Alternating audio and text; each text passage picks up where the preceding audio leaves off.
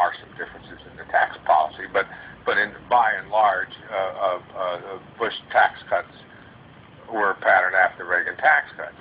But then, if you go abroad, and we argue it closely in this book, we don't just assert it, that Ronald Reagan would not, we believe, would not have gone to war in Iraq.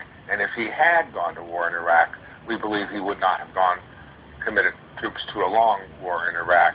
If you look at Ronald Reagan's record, you see that the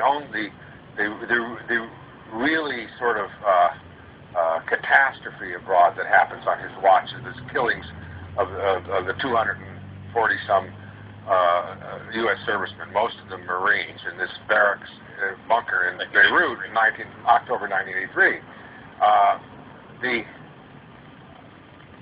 First of all, the Marines weren't there to promote democracy or nation building. They were there as part of a multinational force, and there were the French, who were a big part of that force. They lost 75 or so paratroopers the same day.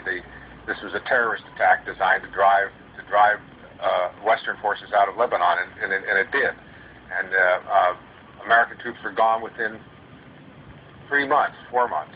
But on other issues, and we examine each one of them in this book, Reagan was very careful about sending troops, U.S. troops, into harm's way. He opposed, for instance, the forcible removal of Noriega, of going into Panama, which first Bush did.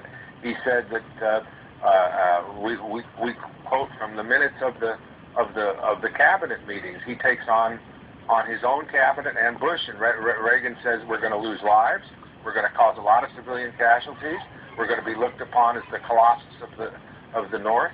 All things, it was actually predictive of the reaction that happened when we did go into Panama.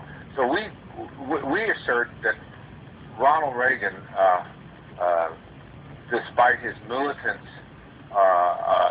in standing up to the Soviets and everything, was extremely reluctant to involve American troops in any kind of prolonged combat anywhere in the world. And so we think that the Iraq War would not have been part of the Ronald Reagan